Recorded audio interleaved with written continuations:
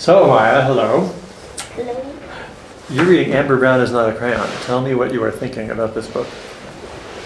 What I'm thinking about is that Amber Brown has a best friend, and his name is Justin Daniel.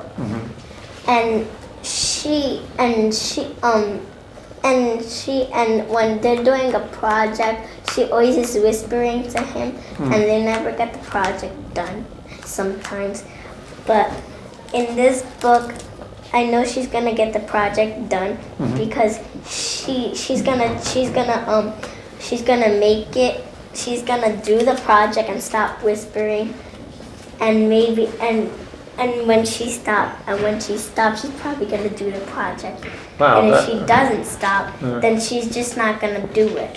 She's just gonna keep whispering and whispering and whispering, and then they're gonna start, and then Justin is not gonna be her friend anymore because he's getting her in trouble and him.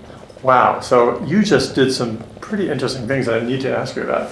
First of all, you told me a lot of the important details, which is great. But then you made some predictions, but you did not stop there. You predicted they were going to get the work done this time, but then you predicted a couple of different ways it could go, right? So tell me about that. How'd you come up with all those different ways? How I came up with all those different ways is that sometimes when I read Amber Brown books, Amber Brown just sits there and talks and talks and talks, and she doesn't really do anything that's really important. All she does is just talks. So how did that help you come up with the different ideas of how it could go? How that helped me is that sometimes she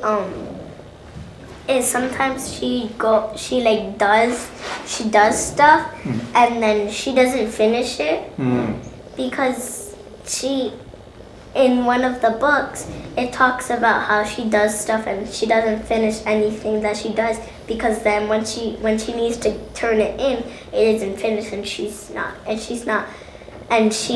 is gonna keep doing that because because she's used to doing it. So you're connecting some information from other Amber Brown books you've read. What makes you think in this one they're going to get the project done though?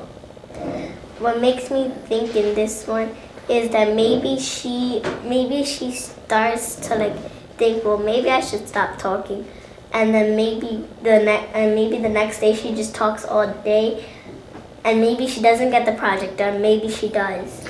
Wait a minute. So let me get this straight.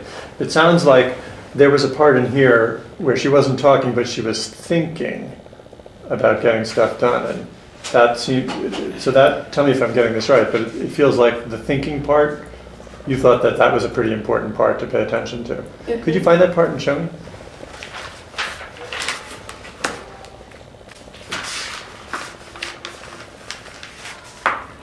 Here, she's thinking. You can read it to me. Here, show me. Read me the part. It says, I quickly pulled things out of my desk. The book I'm going to use for my report. Half a roll of strawberry licorice. My sticker book. 2 headbands, 7 rubber bands, 11 paper clips, 2 workbooks, and finally my passport and tickets. Wow, so this is a thinking part. So tell me about that. Tell me about thinking parts. What do you notice about thinking parts in books? What I notice about thinking parts is you always have to go back to them because maybe it gives you a clue about what's going to happen next. Wow. So you always need to focus more on that than you do in any other parts. So thinking parts are the parts that you really need to pay attention to.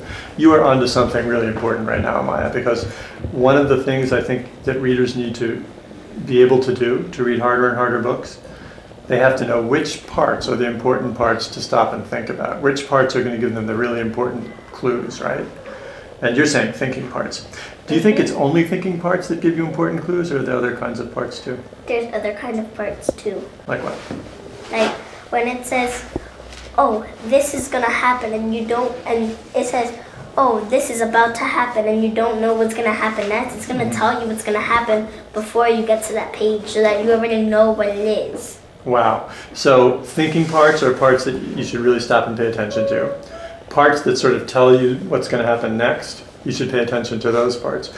I have an idea.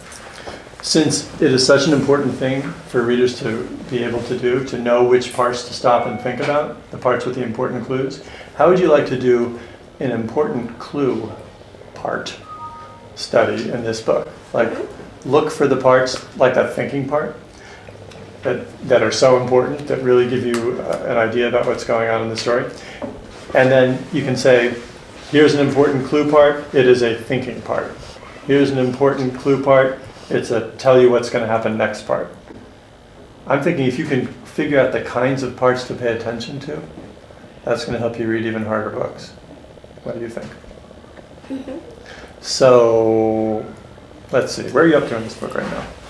I'm on I finished page 7. I'm about to read page 8. Okay, wow. You got that pretty exact, don't you?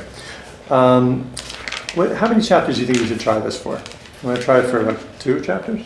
Mm-hmm. Sound good? Okay. So 2 chapters will take us all the way up to page 22. So I'm going to put a little mark in here so we know you're going to 22, right? Okay. About how many clue parts do you want to look for in chapters 1 and 2 altogether? 4. 4? 4 important clue parts? Can I challenge you to do 5? Mm-hmm. Okay. So what I'm going to do is this. I'm going to give you get to choose the color. You want pink, blue, or yellow? Blue. Blue. Okay. So 1, 2, 3, 4, 5. I'm going to give you 1 extra just in case you feel like doing an extra. Okay? So here's the deal. Tell me if you agree.